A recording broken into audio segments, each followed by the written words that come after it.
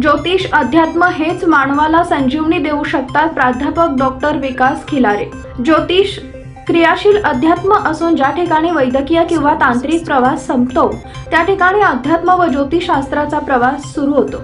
याशिवाय ज्योतिषशास्त्र हे एकमेव शास्त्र आहे जे व्यक्तीच्या भविष्यातील घटना अचूक सांगते.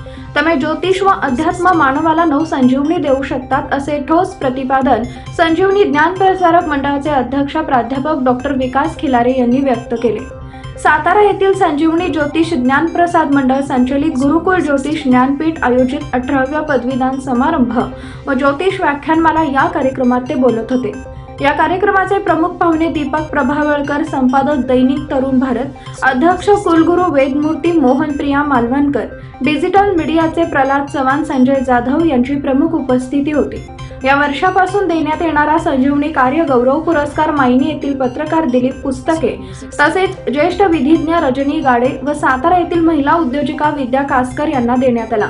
ज्योतिष अभ्यासक्रम यशस्वीपणे पूर्ण करणाऱ्या 66 विद्यार्थ्यांना ज्योतिष विशारद भास्कर या पदव्या देऊन सन्मानित करण्यात आले.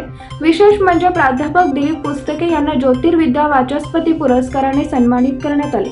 कार्यक्रमासाठी महाराष्ट्रातून असंख्य ज्योतिष प्रेमी, हितचिंतक, वकील, डॉक्टर, व्यापारी मोठ्या संख्येने उपस्थित होते.